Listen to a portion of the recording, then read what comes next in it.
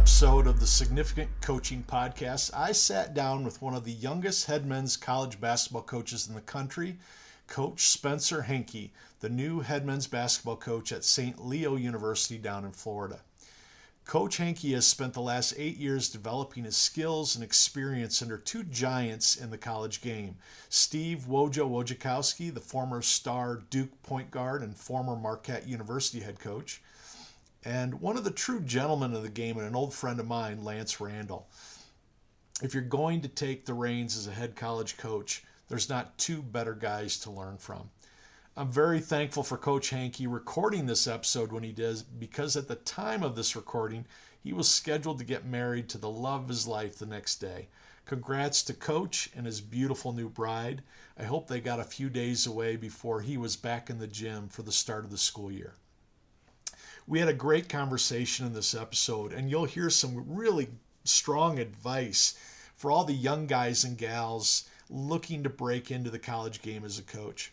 And I was impressed with his passion for the game and what he's done the past 8 years to put himself in a position to earn this opportunity that's now in front of him. He's a great role model for all young coaches out there. I'm thankful to call him a new friend and thankful for his wisdom he shared with me that I now get to share with all of you. Enjoy. Coach Spencer, it's so great to see you and so great to have you on the podcast. Spence, you just got the job at St. Leo. That was really exciting for me. I've known Coach Randall for a long time. Tell me what this feels like, taking over this job and being a head coach.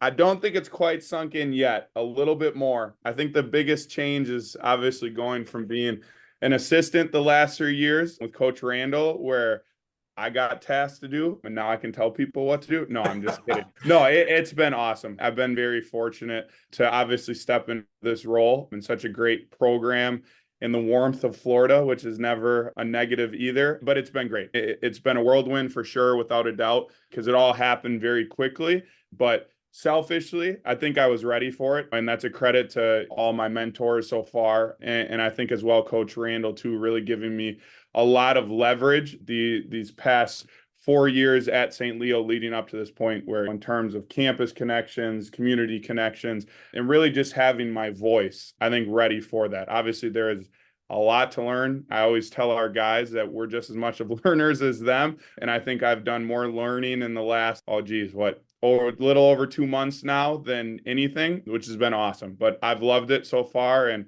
hopefully we keep this thing rolling in the right direction. I'm really excited for you. I tell this story way too much, but the big reason why I wanted you on is you're the same age I was when I got my first head coaching job. And I remember I got it late. I think my first day on the job was like June 1st. The coach that they'd let go had done zero recruiting. So I was trying to recruit on June 1st. And this was 20 years before the portal. So I'm really intrigued to talk to you about what this experience has been like. And what was your number one objective when you took the job? Where did your brain go? And I know you've been with this program and you knew these kids, but what was your number one objective when you got the call to take over the program? Yeah, I think you hit the nail on the head right away. Is you go to recruiting right away, right? And that's the first thing, because we can put the best staff in the world together, but you got to have some guys that can put the ball in the hoop and get some stops defensively. So in all reality, I was pretty fortunate of the timing of when Coach Randall left and when I got that call and kind of the idea of, hey, this is where we're moving the program and you're going to be in charge of it going forward. We actually had all our guys signed but one. So our high schoolers and one transfer, we had one transfer spot remaining. When we zoomed from the team and let them know Coach Randall was going, that was the first thing. I was on the phone, I think, till about 3 a.m. that night, Eastern time. And I think the biggest thing was with that is, again, it helped, like you said, with the fact that I had been here. I was fortunate enough to be the director of recruiting in my previous role as associate head coach. So those relationships really existed. I wasn't going in there cold turkey where it was like, hey, like, I've never talked to you before. This is what we're doing on that side of things. So I think, when Coach Randall informed the team and then our AD kind of gave me the floor to talk, just was like, hey, guys, I got the relationships with you. Obviously, Coach Randall, what we always joked was he was the closer. He sealed the deal with it. But I'm very fortunate in that those relationships persisted. And honestly, it was a pretty cool experience to me. Still probably the best thing that's happened so far since I've been on the job is I Zoomed with them all, called them all. And when I left campus that night, we have a beautiful lion statue right when you get into campus. And it was like pitch black because in Florida, I don't know how much you've been in Florida, it is so dark at night. There is nowhere. And St. Leo is more inland on that side. But there's these strobe lights that show on the lion. And I just took a video of it.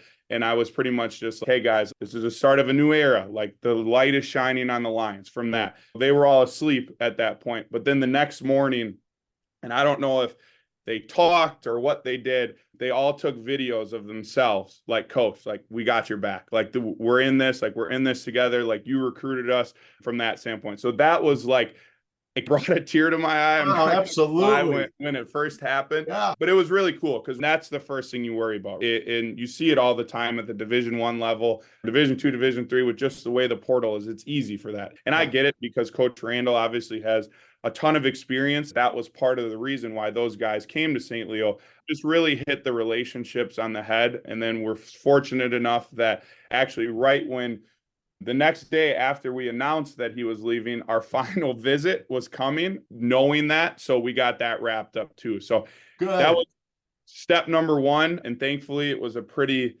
seamless transition on that side. But I'm obviously very thankful for our guys for believing in me and believing in obviously the staff that I hired, because that's always important on that side of things. And I feel great about the group we have just in terms of the returners, obviously the transfers we have coming in and the freshmen. So that was project enemy number one. And it was relatively simple, which I don't think a lot of people can say. So I guess I'm pretty lucky with that. Yeah. I was going to ask you how the guys reacted to you. So it's perfect. You couldn't have asked for anything better. Yeah. It's when you take over a job, people don't understand. Yes, you got to recruit right away. Day one, you recruited, you were on the phone, but you also have to recruit the roster you already have. Right. And now more than ever, you have to recruit the kids that are still there. Yeah, first, for sure. Yeah. Right? Did you get that sense? Yeah. I agree with that 100%. And I think that, and I got to give a credit to Owen Amar and Logan and Alex and Dylan for really leading the charge on that, just because obviously they had seen me as an associate head coach, as an assistant coach in that role and developing more and more. And I think they really, when I was talking about that conversation where they must have all talked, I really got the sense from the new guys that was like, hey, they called and vouched for you on that side. So that's a credit to them. And obviously I'm very thankful for them on that side of things, but 100%, that's where the difference is now. In the old days where the portal wasn't the portal and transferring wasn't so easy, that if you take over a job, you're going to have 6 guys that are just there. Like it could have very easily been that day I had 0 guys here. And it was reassuring to not have that problem. But yeah, the relationships were important, obviously, as part of it. And I think that's a credit to not only just the guys they are, but just really in general, how our program approaches recruiting. I'm a very strong believer that like, what is what you get. St. Leo is a great place. It's beautiful, but I'm going to pick on you. I'm going to talk to you about your girlfriends. Like I'm going to mess with you. I'm going to talk trash about your sports teams, but like just really building genuine relationships where in a situation like that, I think that kind of, supersedes everything else in the sense that you're like, listen, like he's my coach. Like he cares about me more than just the fact that I wear the number 1 on my jersey or the fact that I wear Lions and we practice 2 hours every day on that side of things for sure. So I think that was a huge key for sure. And I say that humbly, but I just think the fact that I was able to be here for the previous 4 years with these guys, a lot of them 2 years, 3 years, and that they knew what they were getting, which I think is reassuring for them. And then obviously it was reassuring for the new guys. That's fantastic. And you've worked for really great guys, Lance Randall, Steve Wojciechowski. When you talk about Randall and Wojo, I'm assuming, because I know Lance a little bit, I've seen where Wojo's come from with Coach K's umbrella. What did they give you in terms of enabling you to be a leader and enabling you to be your authentic self? What did you get from those 2 guys in terms of knowing I'm ready for this job?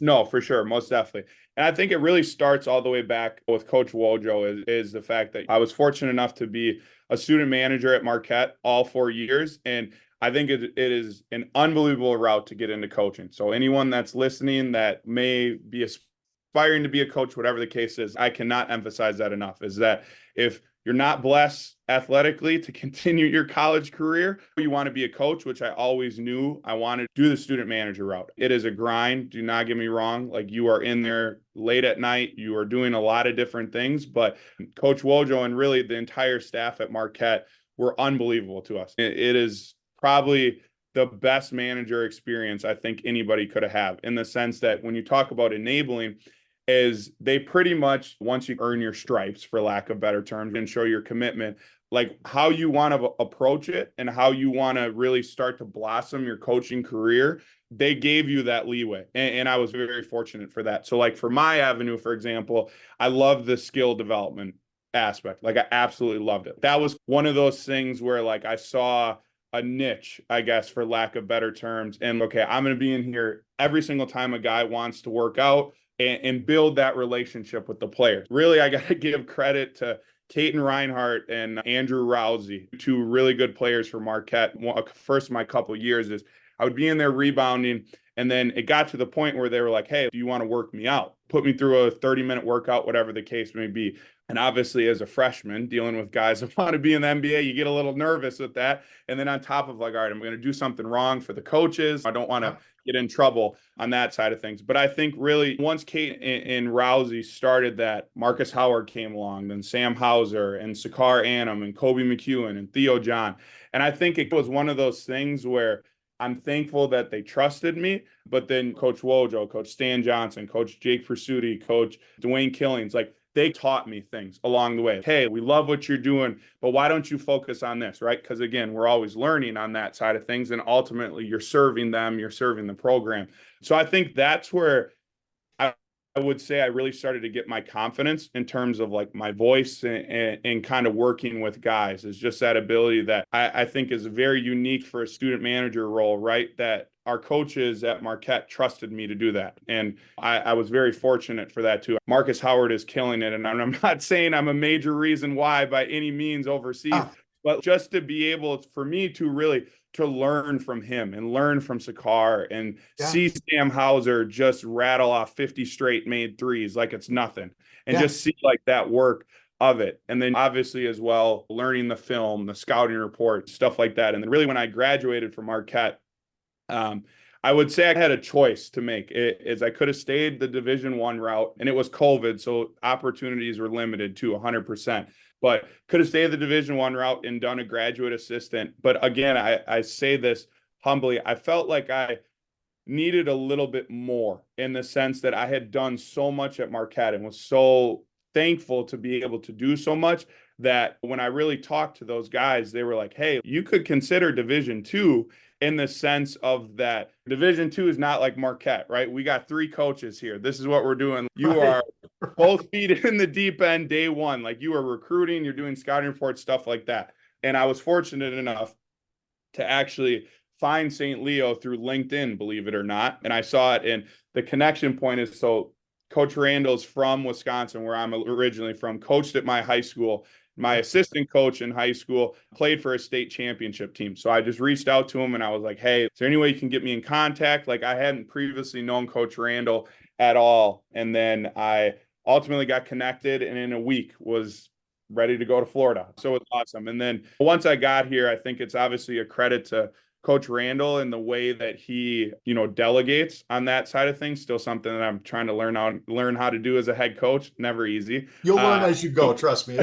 You'll fail more than you succeed at delegating. Exactly. Yes. So I think that too is just laying the standard. But then also, for the first year I was here during COVID, obviously it's a crazy year where you go from practicing, not practicing, playing, not playing, whatever the case may be. But Ryan Ham, who's actually an assistant at Cal State Fullerton, who was above me my first year here, did a really great job of teaching me. He had been with Coach Randall 9 years in total, so he really showed me the ropes, for lack of better terms. And I can honestly thank COVID for that, because a lot of times it was just me and him in the office in terms of learning things, showing things, stuff like that, and really just soaked it all in that first year. And then obviously once Coach Ham left, I was fortunate enough to, I guess, have Coach Randall trust me enough to take over as a top assistant. And it was just really about learning. Honestly, that first year after we won the conference championship did not go the way we wanted. And for me, it was a whirlwind too, because it happened very late. So I felt like I was treading water a little bit, but always with the goal of learning and seeing what I can do better with it. And yeah, I'm very fortunate. I've worked with some good guys so far, that's for sure, who That's awesome. definitely have held me to some high standards, but I'm very thankful for it, because I think, they know I want to be great. They know I want to do great things in this profession. So I wouldn't want them to hold me to any less expectations. I'll tell you this from a guy that's been doing this a long time. It's a lot easier to be a good guy to a guy that's already a good guy. And Yeah. it's a lot easier to put my energy into a guy like you, because you are so passionate, you are so humble, and you love the game and you love teaching so much. It's easy to say, I'm going to give this kid everything I got. I'm going to give this coach everything I've got to make sure he succeeds, because we all were there. We all had somebody give us a hand up. For me, it was Charlie Spoonhour and Ray Shovlin and Jerry Pettig. Without those three guys, I wouldn't have had my coaching career. So I love that. Hey, I love the story of you being a manager for Wojo. Yeah. And you did a great job of talking about how you got to Lance and the hustle, and you got to really put yourself out there. Talk to me about being an 18-year-old and getting Wojo to say, hey, yeah, we'll bring you out as a manager, because I'm sure there's 200 guys that want that job. Yeah. So how do you, what advice do you give that 18-year-old who's going to college that knows they're not going to play, but they'd love to be a part of a program and grow in a program? Yeah, no, for sure. So the route that I took, so when I reached out to Coach Pursuti and Dan Medhavapalil, who's Coach Pursuti is now the associate head coach at Buffalo. He was the director of operations when I first started at Marquette, and then Dan Medhavapalil was a graduate assistant at Marquette, who's now at Albany as an assistant coach. But long story short, reached out, actually got fortunate because another one of my assistant coaches knew Travis Diener, who was on the staff at that point, got me in connection there. And then they basically were like, hey, the first level of interview is work our summer camps. That's what they say, but they probably meant it too. But part of it is just because they wanted to see you around, right? See you around the environment, stuff like that. Got in my 2001 Saturn and made the hour and a half trip down to Milwaukee and works the first 2 weeks of summer camp. So very long, a lot of little kids running around. Really just tried to do a great job with that. Show them teaching, volunteer to do stuff, be there early, just stuff like that. And then once I got through that, just followed up, wrote them a letter, was just thanked them, and was just like, I would really love to be a part of the manager process, an interview process. And then once school started, they held like open tryouts basically for managers, like interviews and stuff like that. But I think what really helped me is just working those summer camps. You got to know them, you got to see the faces of them and stuff like that on that side of things. And that's one thing that I think I've learned in the positive light is that obviously programs post their summer camps and stuff like that. But really, that's honestly how I got that opportunity, was through that. It is, I must have did enough of a good job of little kids for 3 weeks in total. But really, it's important, right? Because you can send as many text messages as you want. You can send as many emails as you want and paint yourself any which way. But I mean, now obviously in this role, it's the same way, right? Guys reach out about being a manager, being an assistant coach. Like, you want to see them in action, right? You want to see them communicate. You want to see if they're on time and doing all those things. So I think that helped me for sure. And actually, two other guys that were managers with me all 4 years there did the same thing. So it was a kind of a cool little thing for us. And looking back when we graduated, the summer camps paid off at the end. And it was really, like I said, once school started, and you were in the next round of interviews, is just prioritizing this, right? Because that in that role, 100%, like, you got to show you want it. You got to be a grinder, like you really do. Yes, there's going to be some late nights for sure, but if a guy texts them at 11 o'clock at night and, hey, can someone rebound? Like, you got to be okay with it if you really want it. And you make your own luck with it. And I really tried to prioritize that. Probably a little too much sometimes. My mom would be like, you need to go to bed. But no, it was good. And again, I'm very thankful for how it worked. Long story short, anyone that's doing it, don't be afraid to reach out. And then if you get the opportunity to do it, you really got to go 150%, not even 110%, because those are the guys that are going to last, because it is not an easy job. It's a thankless job. Like, it is very rarely are you gonna get your roses with it. But when you do, it makes it feel that much better. Yep. I went through the same process. Grind is the word. Yeah. Anybody that thinks you're going to get into college basketball and you're going to make a ton of money and you're going to do a lot of, you're going to be the lead recruiter and the associate coach in day one, you're crazy. You have to grind. You have to meet people. You have to show your work ethic. And I did the same thing. I worked every single camp. Yeah. I got my first job, my first real job out of a camp. Yeah. Because I made a relationship with a high school coach, and that high school coach hired me, and then I became the head coach. And then those relationships turned into a head college coach. So I love it, and it's real. If you don't want to work, it's the wrong job for you, because it might be 10, 15 years before you make a decent living as a college basketball coach. You've got to put the hours in, and you got to be committed to it. Yeah, 100%. And I was dumb enough to get married at 22 and have a wife, and then 15. Well, actually, I get married officially tomorrow. So congratulations. Thank you. What are you doing talking to me the day before your wedding? Come on, man. Don't worry. It's all set. No, but I don't want to be getting evil voicemails from your bride tomorrow. No, she'll be all right. Congratulations, Spencer. That's fantastic. What's her name? Let's give her some props. Emily Baker. So she is about to be Emily Henke. So that's fantastic. Is she a Wisconsin girl, or did you meet her in Florida? No, so actually, she's actually from England, believe it or not. So she worked at St. Leo when I got down here. And then after 2 years of being friends, we started dating, and now we are doing the thing tomorrow. So tomorrow is our courthouse wedding to start like her visa process with the marriage license and stuff. And then May is the big shebang. So two for the price of one, baby. It's very familiar. My wife and we eloped to the courthouse. We had a judge marry us. Then we had a big wedding, and a year and a half later, it was May when we got married. So congratulations. And there's no better way to start a marriage than being friends first. So and to have 2 years to be somebody's friend and really figure each other out without the romantic side, God bless you. That's fantastic. Good. Smart man. All right, so let's talk hoops, Spencer, because if I don't talk hoops with you, man, I'm going to be failing myself. Tell me about, you've worked for Lance, you've worked for Wojo, you've seen what works, what hasn't worked, you've been a manager, you've learned everything from the ground up and learned how to be your own man. When you think X's and O's, when I ask you about offense and defense, what's the first thing that pops in your head? What do you want to do with a group of guys? Yeah, for sure. No, great question. So I really think it's twofold. And I think a lot of it is, if you would have asked me when I first started, my answer would have been very different now. And I think in terms of offense, and I think part of it is just the way that basketball in general has really developed. Obviously, you really want to play with pace. That's the first thing we talk about. And I think pace is a catch-all phrase that really encapsulates a lot of things. Obviously, pace first and foremost is in transition. So I love transition. I want to get out and go. We were really strong believers here at St. Leo. And I think the years we've been really successful, early threes are great for us. Like we always used to say, Coach Randall and I always used to say that early threes in transition are our best offense. Kind of what Steve Kerr says about Steph Curry, even though we haven't had Steph Curry. But just in the idea that in-between period of, okay, the defense is going back, right? Not necessarily transition defense, but they're not set yet, okay? And can we get a quick three off and go from that? So obviously we recruit to that. We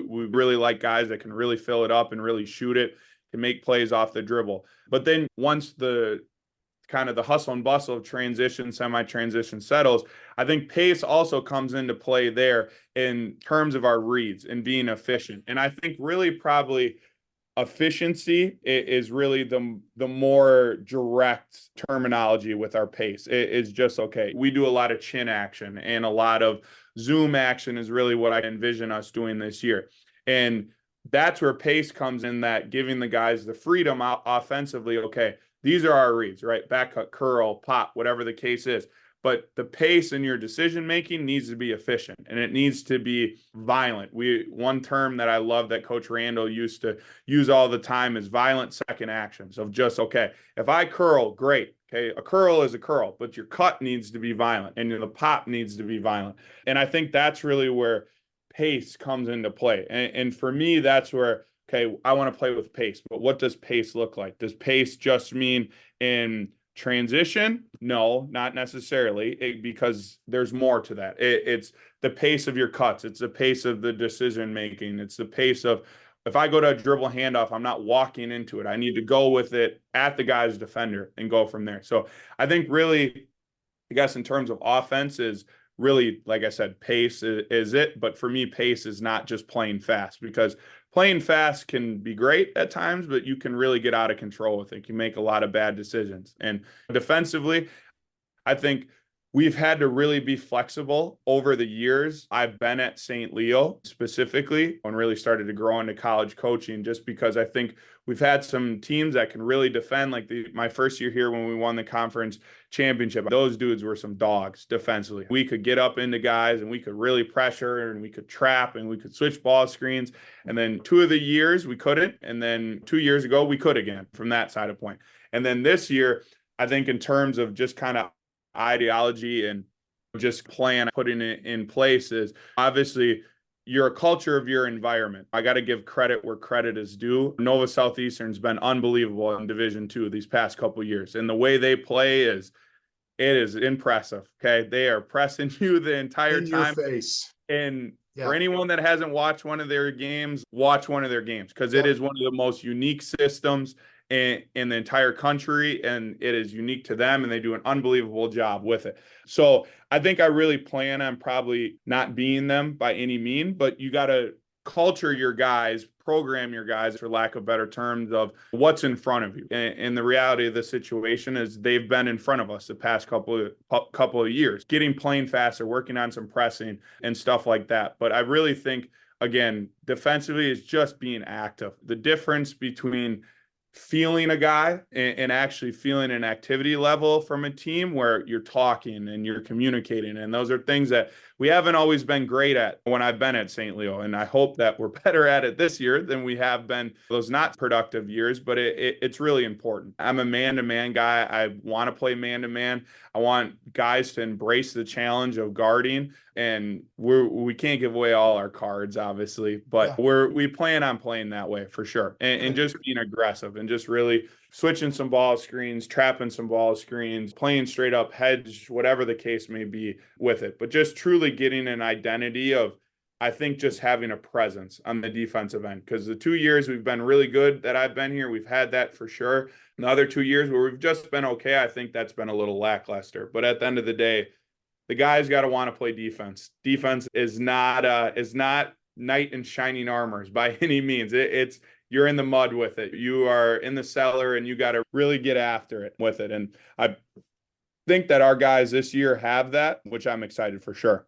Good. Anybody that's watched my teams play knows that as I'm listening to you, the hair's standing up on my arms because I'm so juiced up about pressing and running and trapping and getting after it and getting in their face. I love all that stuff. You've used some terms, and I love the terms you use because they're terms I use. But for those people that don't know basketball lingo a little bit, talk a little bit when you say chin and zoom. Talk about the perspective of entry points with that, and really what you like to do out of an offense when that break's not there, you don't get that early three. What do you want to do with entry points to get your offense moving? And for sure. That's great. So with the chin series specifically, we actually use the terminology lift. That's what we call it, but it's essentially chin at the end of the day. So for us, it really depends on where our lift guy, who's typically our 5-man, ends up. So a lot of times, is your 5 your rim runner? Yes. Yep. Okay. And exactly. So that to that point is, if we're in what we call like a 41 alignment, which is one runner, and 4 guys around. We'll have our trailing guy, and it doesn't have to always be the 4-man. It can be the 3, it can be the 2, whatever. brush through. So what we call that is essentially like you cut through the middle of the lane and you clip the 5-man's defender, and then he comes up to the elbow and he gets a catch point from there. So really it's an open post at that point, an elbow entry at the open post. And then from there, that's where you go to your different reads. So, if you go to the strong side where the guy that had brushed through always empties out to the opposite corner, we go to our shuffle action and we go to our back cuts and our flex screens and stuff like that. And then a little change that actually will be different this year is in the past when we went to the same side as your pass. So if you pass and fouled, for example, we did what is called kiss cuts, which are basically like a zoom action, but I've tweaked it a little bit this year. I guess that's what happens when you're in charge. You can do that now. You can do anything you want. For sure. But I think that, so in terms of the chin, the brush through is what really triggers it in terms of it. And there's different things we can do in terms of ghosting that guy. He doesn't always have to hit it. He can set a flare for the guard and go from there. But really the biggest change for us this year with the zoom is not using that brush through guy as much anymore. And I think we really have a good set of bigs in terms of like our 5 men. And it doesn't just have to be the 5. It can be different guys playing that position. But I think they're really high IQ guys enough, that we don't need that brush through guy. So basically, if they lift up from the baseline side and catch it anywhere in the top of the key or at the top of the 3-point line, that's going to be our cue that, okay, this is our reads. This is where we're getting. That's your trigger to run your shuffle cut or your whatever your kiss screen is. Okay. Yeah, exactly. Yeah. It's if you can get kids to buy into the reads and the defense on the slip, the cut, the curl, the back cut, whatever that is, understand where your shooters are on the floor, and you can have so much fun in that offense. And it's so hard to guard. Yeah, exactly. And it doesn't matter how much you practice it. Yeah, for sure. And I think that's what excites me so much about this group is that I really don't envision any lineup where we don't have 5 guys that can make those plays at all times. And yes, there's going to be gold, man. That's just gold. That's great. And yes, there's going to be some learning for our freshmen and new guys and stuff like that. But I think, again, when I go back to the recruiting, like I talked about before, of the pace and recruiting to that and that side, you also have to recruit to the specific system you want to run. And I think that we really have gotten to the point now, and again, this was with the help of Coach Randall, is pinning those guys down of just being like, okay, this is exactly how they fit and how they fill in from there. So I'm excited. They better not mess it up and disappoint me, but I'm excited.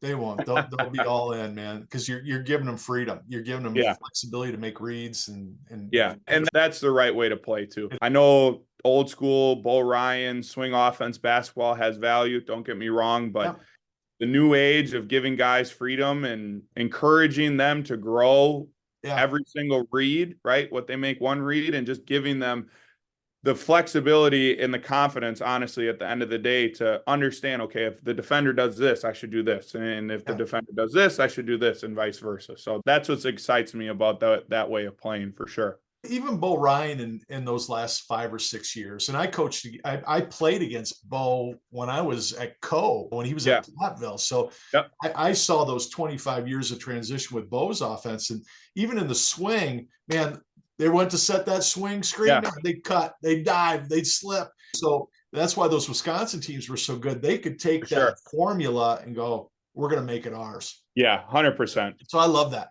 You use the term violent cuts. That was one of Lance's terms.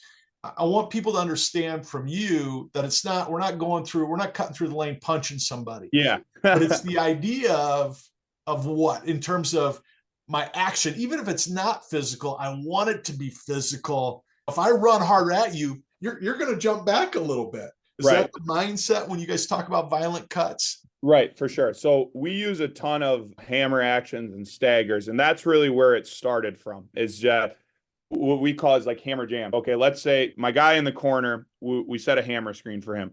He's going to rip up to try and get a 3. But to finish it, the violent second action is, rather than the first screener just going to the corner and the second screener just cutting to the rim, we're going to screen again. And that's your violent second action of just, okay, there's the action, and then there's a second layer to the action on top of that. And a lot of times, what we've seen and what we've had success with is that violent second action of that second pin down for the first screener. He gets the shot much more than the first guy does, because everybody knows the stagger's coming. You see it, okay?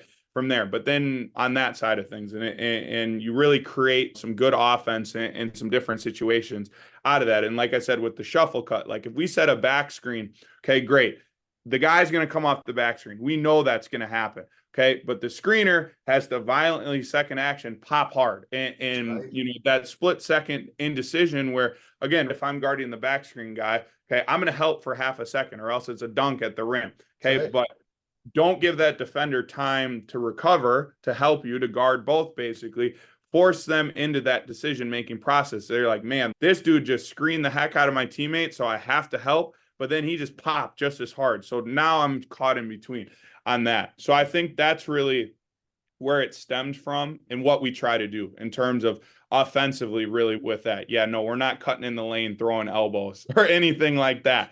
But a little rubbing is good, Coach. Maybe a little love tap here and there, but no, it really stems from that, is that there's always a second action, like I said, to what we do in terms of, and again, like it may be as simple as just popping hard. Okay. But the difference between, again, when I talk about pace of just doing that half-hearted or doing that just not all the way bought in, that's going to make the difference. That's where, again, like I was saying before, where pace for me is such an important part when it comes to offense, of just everything you do has to be bang bang on that side of things, and not crazy or anything like that where you're running around like a chicken with his head cut off, just doing it in a way that is effective. And a lot of times it's creating for your teammate just as much as it's creating for you. I teach linear offense that every coach in the country teaches. As a defender, you stay between the basket and your man. Yeah. So when I'm training a high school kid, a college kid, a pro kid, we're always talking about how do I get that defender out of that line? And so for the young high school kids that are listening to this, that are basketball players, your advice is so great. Is, okay, let's say you don't have the ball in your hands and you're a screener. It's, can you get into that space? Can you make a violent screen, a physical motion to get out of that line wherever that defender is, where now that passer has space to make a pass. There's more space where those defenders have to make quicker decisions and get to you faster. So I can't wait to watch your teams play. That's fun basketball. And it's fun to play if you'll buy into it. So that's great. Right. All right, Coach. Recruiting is my game now. I wrote a book on college recruiting. I help kids get recruited. I help college coaches fill their rosters. I want you to give a couple of pieces of advice to those high school players out there that want to play to St. Leo. They want to play for you. And they don't know when you're coming. They don't know when you're going to be in the gym. They don't know when you're going to watch their film. What are those one or two things basketball wise that you're looking for that just get you excited about a recruit? What do you want to see when you're watching? Yeah, for sure. And I think the first thing, every coach says this and they believe it for sure, but I always say, and it holds true, and this is really what I learned from both every mentor I've had, is just competitiveness is the number one non-negotiable. Like that, I cannot emphasize that enough. Is it, like, coaches are going to say that, but St. Leo, we mean it. Like, we live and die it and believe it. And I always tell guys and parents in the recruiting that, like, if you are not a competitor, and I'll touch on this in a second, because I think people get what a competitor actually is a little misconstrued, is it won't work at St. Leo. Like, it will not. And that is not a hard feeling. That is not a threat. That is not a shot by any means. It's just a simple reality of the situation. It is, like I said, it's one of those places that it's in Florida. It's beautiful. It's in the best Division II basketball conference in the country. But because of that, because every single night there is not a drop-off, that the worst team in our league any year, the very next team could be the best team in our league. Like, you have to be a competitor, and you have to be willing to do the little things. And I think playing hard and being a competitor is very different, right? And a lot of guys think that if I fly around and I dive on the loose ball and I do all of those things, that then I'm a competitor. Yes, that's one part of it for sure, most definitely. But that's not just what it is. You got to be willing to show up on time every day. You got to be willing to call out your teammates. You got to be willing to learn. You got to be able to go to class and be a representative. That's truly a competitor, because you're trying to get better and win in every single thing that you do. So that's the first thing. And we really do thorough background checks on guys. And the amount of times that in my time here, and I'm sure and going forward as a head coach, that this kid might come to my desk with 27 points a game and dive on a loose ball and all that stuff, but he's not a competitor in everything else in the aspects of life. And it really, that's important to us.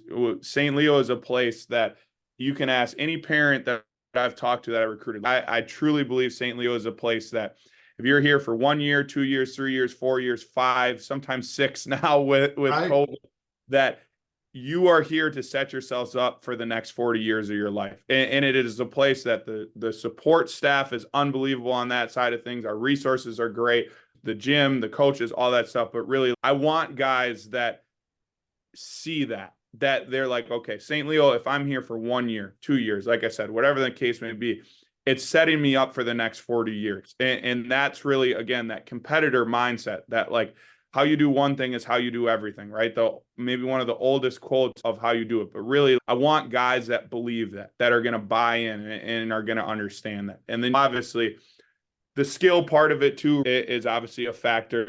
I'm sure there's lots of guys that have those check marks, but then there's the physical side of it and the skill part. Because like I said, I know you've had other Division II coaches on here, but I will go tooth and nail with them that this is the best conference in the country. It is not even close. Like it is a grind. It is a dogfight. There is a reason why we get so many bounce back Division I guys. There's a reason why every single year our all conference guys go mid-major, high major, plus that it's just that good on that side of things. So obviously the skill part of it too, like I need guys that can really fill it up, like I said, based off the way we can play, high IQ guys that play in different reads and stuff like that. And I think for us, it's a little bit easier in the sense that a lot of guys and coaches play the way we play now. So they're used to it, right? There's not that big gap where you're old school ball screen continuity or anything like that. Right. Now, a lot of people are playing with Zoom and Chin and different stuff like that. But really, like,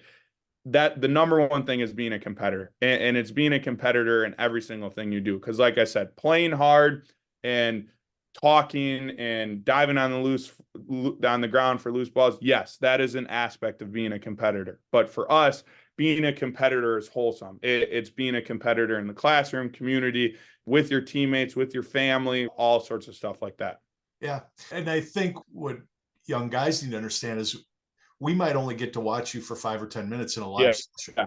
And we're looking for competitiveness, and tell me if I'm wrong here, but I want to see when the official makes a bad call, do you come back and compete? Do you come back or do you fight the official and argue, or do you get in and play harder defense? Do you run the floor harder? If your coach pulls you out of the game, are you still in the game?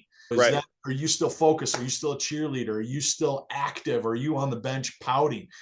That speaks to competitiveness too, right? 100%. Yeah, it's all that. It's every single aspect of it. Is your success has to be most of the time, honestly, put to the back burner over the team success and being a great teammate and all those things. Because mistakes are going to happen. Your teammates are going to miss shots. Officials are going to make a bad call. But again, like, you can't let things drag on, because the best competitors, they're just going to make up for it. They're going to be like, all right, you messed this up. I don't care. Like, I'll fix it myself on that side. Yeah, that's right. My shot's not going, man. I'm going to get 6 offensive rebounds this half. Right. I'm going to force 3 turnovers this half. I'm going to shut my man down this half. That competitiveness is so huge and so important. All right. You've had to deal with a lot of parents over the last 4 or 5 years. Okay. And we all know that 99% of parents, their heart is in the right place. They want their kid happy. They want their kid healthy. They want their kid to have every opportunity. What advice when it comes to recruiting do you give parents, or would you give parents if you had the opportunity, about how to go through the recruiting process with their kid? Yeah, for sure. The first thing I always tell guys and parents, and it's actually funny because we just had our elite camp on last Friday. So it was a talk that I figured this was fresh in your head at the end of camp. Yeah, no, for sure. Is even if coaches don't respond to the emails that kids send and the NCSA profiles and all this sort of stuff, like that's your first step. You will never, it's never wrong to send coaches emails. Okay. And I mean that truly, like it really is. Good. And then I think once you start the recruiting process and you get parents there, and yes, there are some delusional parents out there, but that's in any profession. It's not just coaching.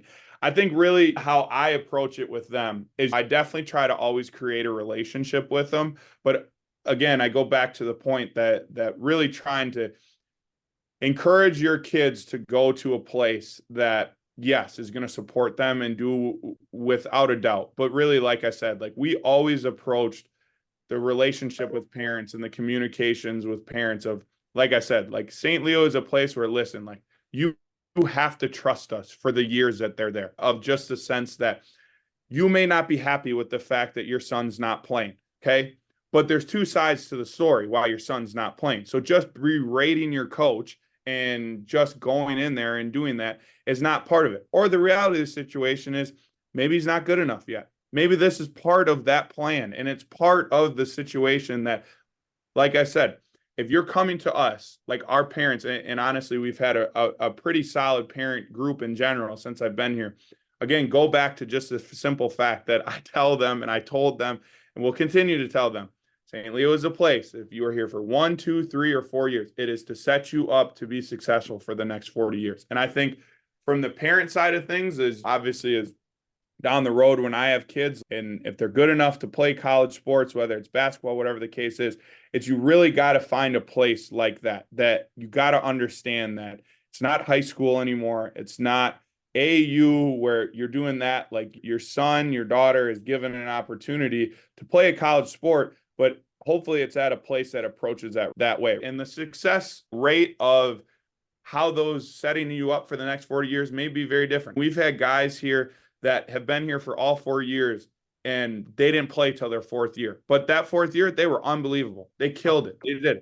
We've had first team all conference freshmen that they've gotten to a level and they were ready there. And again, I think not looking in the mirror and seeing in the background of, okay, just because my roommate is playing as a freshman or just because my roommate is playing more as a transfer, that doesn't matter. If you're worried about that, you're in the wrong sport. Like you're in the wrong thing. Like it is a team sport. You've got to dig in and grind your way through it. And again, like I said, you got to be a competitor in every single thing you do. And that goes to it. Like we don't want the drama. Like no coach wants to hear that. And yes, if every coach could play every kid 30 minutes, they would do that, right? We want to see the kids be successful. Of course. The reality of the situation is it doesn't work like that, right? There's only 40 minutes on the clock in a college game, and you got to go from there with it. Very long-winded answer, but really the initial reach out is important. Like never be afraid to reach out to coaches, to send emails, because I promise they see it. Even if they don't, I have about 80 unread emails just from today from kids, which is awesome. I love it because they're kids that are eager. Hear that, everybody. 80 emails today. You're not exaggerating. Yeah, literally. Like I have 80 emails just from today, and it's not even 1 o'clock Eastern. But then again, when the opportunity does present yourself, just be present in their journey. That's all. Don't be a hindrance. Don't be a roadblock. Yes, you can be upset that he may not be playing and you may think he may be playing, but get the full story. Understand. And if you don't like the full story, then maybe it's not the place for them to be. And maybe it's not what you thought. And that's okay. Like that is part of what college sports has gone to. Like I don't encourage kids transferring 9 million times.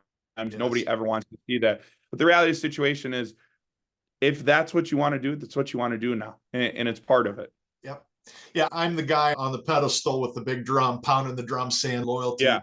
Because it's not about being loyal to a coach that recruited me who's not playing me now. It's understanding that loyalty is reciprocal. You're going to get something out of that loyalty. Yeah. The more you're in a program, the more you're going to understand how to be in that program, how to work, how to be competitive. And you got to build relationships. I'm sure you want all your kids to walk in your office and say, Coach, this is a relationship I want with you. How do we get there? How do you want me to talk to you? How do you want me to come to you for help? And when you don't do that, when you don't work on building that relationship in your coach and you bail after 1 year because the coach didn't create the relationship with you that you wanted and you never ask for it. You never asked for help. You didn't go to the manager and say, hey, will you rebound for me for 30 minutes? You failed yourself. So I love the advice, and you're going to do so well, Coach Henke. And thank you for your time today. I'm amazed that you're getting married tomorrow. So congratulations. Thank you. I hope you and your new bride get some time. I hope you get at least a long weekend to go enjoy life and be together. But you're going to have a great career, and I'll be cheering for you every step of the way. Awesome. No, I appreciate the opportunity, and I'm looking forward to staying in touch, and glad you gave me some good questions to answer. It was fun. I love talking hoops, and you're as good as anybody talking hoops with. So good luck tomorrow. Enjoy your day. Thank you. I appreciate it. That's a wrap for this episode of the Significant Coaching Podcast that is available audio only wherever you get your favorite podcasts. I'd like to thank my great guest, Coach Spencer Henke.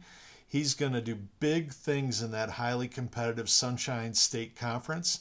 He's got his priorities straight and a great mind for the game. He was a fun conversation, and it will be fun watching him grow that program down at St. Leo University. I'm Matt Rogers. Thanks for listening. Have a significant week. Goodbye until next time.